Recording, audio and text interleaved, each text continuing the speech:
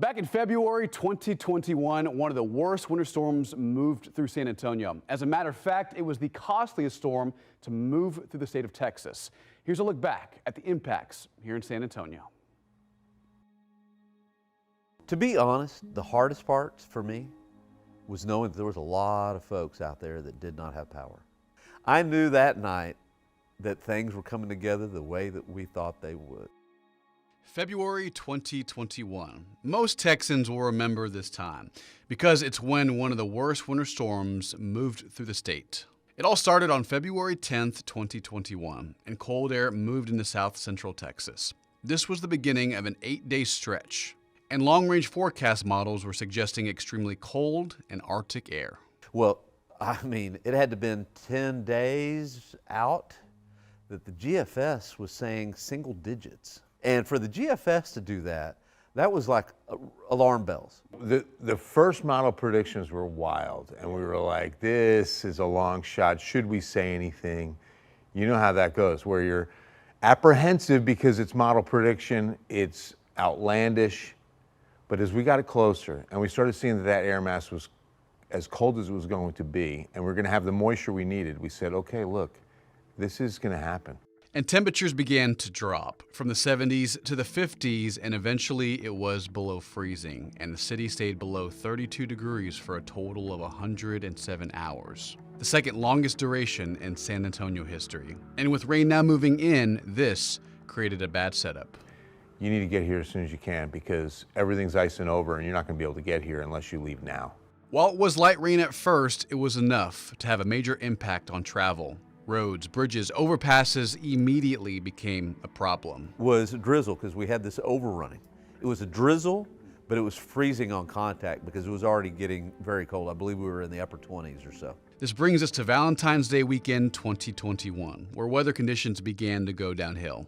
Ice amounts ranged from 1/10 in San Antonio to nearly 3/4 of an inch across the hill country, resulting in over 700 accidents, 40,000 emergency calls, and 734 officers manning highway closures. They were all ice. And I'm literally a mile away. It took me 45 minutes to drive here. 1 mile, 45 minutes. Because I'm coming down Callahan.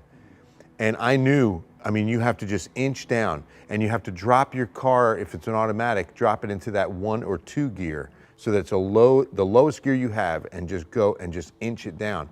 People were trying to drive, and I stayed back. I said, okay, go ahead. And I'm just watching cars go down Callahan to Fredericksburg, spinning out, hitting each other, hitting the wall. I mean, they didn't close the road yet. Rounds of freezing rain was followed by a secondary push of Arctic air. Hour by hour, the air dropped rapidly into the single digits, breaking records left and right.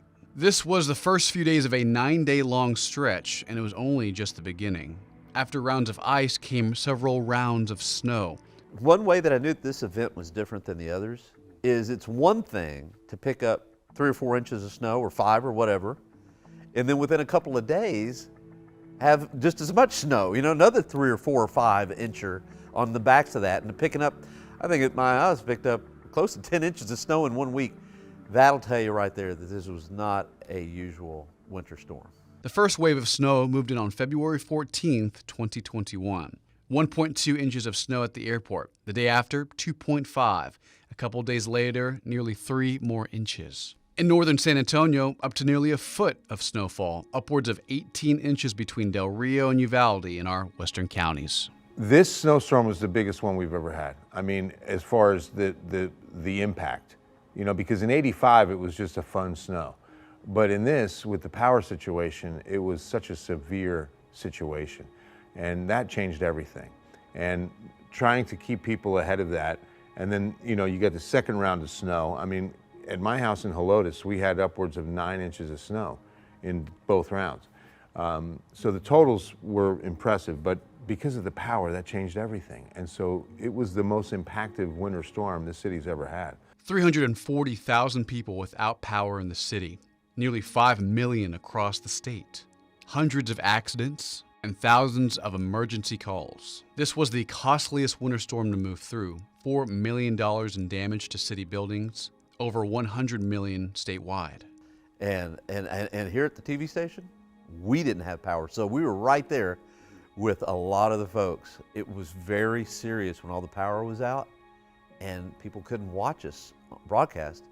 So social media became very important. That's one of the first times I realized how important social media was to get the word out. And problems not just at work, but at home too. This had major impacts on every angle of life for families across San Antonio and the state. Then I know my wife and youngest daughter are at the house, and they're in the rolling blackout situation, and I couldn't be there, and that really hurt. And then our pipes bursted at our house, and I couldn't be there, and that really hurt.